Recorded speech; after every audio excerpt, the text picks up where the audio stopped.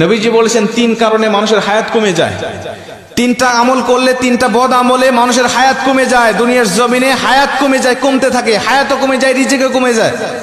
বলতে পারেন হুজুর আমরা জানি হায়াত সীমাবদ্ধ, তাহলে হায়াত কেমনে কমে?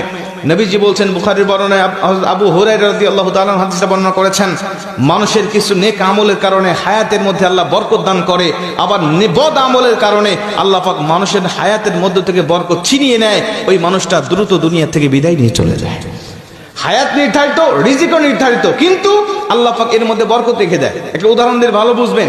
হালাল পথে কেউ ইনকাম করে মাসে 10,000 টাকা, হারাম পথে কেউ ইনকাম করে মাসে 50,000 টাকা। এই হালাল পথের ইনকাম করা ব্যক্তি দেখবেন মাস শেষে খেয়ে দিয়ে আরো 2,000 টাকা ইনকাম করে সেখান থেকে সঞ্চয় করতে পারে। 50,000 টাকা যিনি হারাম পথে ইনকাম করে, মাস শেষে তাকে আরো 10,000 টাকা ঋণ করতে হয়। কথা কন ঠিক কি না? তার মানে হালালের মধ্যে আল্লাহ বরকত রেখে দিয়েছেন, হারামের মধ্যে কোনো বরকত নেই। নবীজি বলছেন হাদিসের মধ্যে, যদি ওই ব্যক্তি আল্লাহ পাকের নাশুকরি করে, আল্লাহ পাকের শুকরিয়া আদায় থেকে মুখ ফিরিয়ে নেয়, তখন আল্লাহ পাক তার হায়াতটাকে সংকীর্ণ করে দেয়, হায়াতের মধ্যে থেকে বরকত আল্লাহ পাক ছিনিয়ে নেয়। এজন্য সব সময় আমরা হায়াতের আল্লাহ পাকের শুকরিয়া আদায় করতে থাকবো ইনশাআল্লাহ। যে পজিশনে রেখেছি আমরা ওই পজিশন থেকে শুকরিয়া করব। 2 নম্বরে নবীজি বলছেন, ওই ব্যক্তির হায়াতটাকে আল্লাহ পাক সংকীর্ণ করে দেয় যেই ব্যক্তি দুনিয়ার জমিনে প্রয়োজনের থেকে অতিরিক্ত খাবার খায়। মানুষের রিজিক কিন্তু নির্ধারিত, আমরা জানি। রিজিক শেষ হয়ে যাবে, আপনার হায়াত ফুরিয়ে যাবে, আপনি দুনিয়া থেকে বিদায় নিয়ে চলে যাবেন। একটা দানা যখন আপনার জন্য আর পৃথিবীর এই প্রান্ত থেকে ও প্রান্ত ফেরেশতারা খুঁজে পাবেন না, আপনার রিজিকের ব্যবস্থা হবে না, সেদিন মালাকুল মউত আপনার কাছে উপস্থিত হয়ে যাবে। খাবার খাবেন, হিসাব করে খাবেন।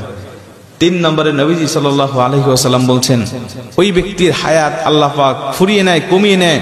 ওই ব্যক্তিকে আল্লাহ পাক দ্রুত তার হায়াতের মধ্য থেকে বরকত আল্লাহ পাক ছিনিয়ে নেয় যেই ব্যক্তি আত্মীয়তার সম্পর্ক ছিন্ন করে ফেলে। আত্মীয়তার সম্পর্ক ছিন্ন করা মানুষ এখন আমাদের সমাজে বাড়তেছে না কমতেছে? আমার হক আমার বোন পাবে, আমার বোন আমার বাবার থেকে হকটা নিয়ে চলে গেছে। আমি বুঝেছি আমার বোন কেন আমার হক নিয়ে চলে গেল, আমার ফুফু কেন হক নিয়ে চলে গেল। আমি তখন থেকে আমার বোনের সাথে, ফুফুর সাথে আমি সম্পর্ক ছিন্ন করে ফেলেছি। ঠিক না বে ঠিক? অথচ আমি আমার বাবার সম্পদ হক ভক্ষণ করতেছি, আমার কোনো দোষ নাই। আমার বোন আমার বাবার সম্পদ ভক্ষণ করলে আমার বোনের দোষ হয়ে যায়। আমি আমার দাদার সম্পদ ভক্ষণ করতেছি, আমার কোনো দোষ নাই, কিন্তু আমার ফুফু আমার দাদার সম্পদ ভক্ষণ করলে আমার দোষ হয়ে যাবে, ফুফুর দোষ হয়ে যাবে। কথা বলেন ঠিক কি না?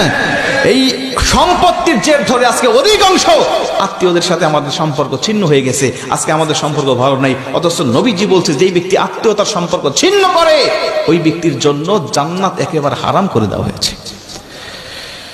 আজকে দেখেন, আপনার আত্মীয়র মধ্যে কার সাথে সম্পর্ক আপনার ঠিক নাই, মাহফিল থেকে গিয়ে আপনি তার সাথে সম্পর্ক জোড়া লাগানোর চেষ্টা করবেন। বোনের সাথে কথা বলেন না, বোনের সাথে কথা বলেন। ফুফুর সাথে কথা নাই, ফুফুর সাথে কথা বলেন। চাচা ভাতিজার সাথে সম্পর্ক নাই, চাচা ভাতিজার সাথে সম্পর্ক জোড়া লাগিয়ে ফেলেন।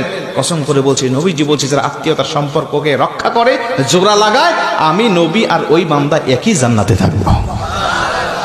আল্লাহ পাক আমাদের আত্মীয়তার সম্পর্ক রক্ষা করার তৌফিক দান করুক। জোরে বলেন আমিন।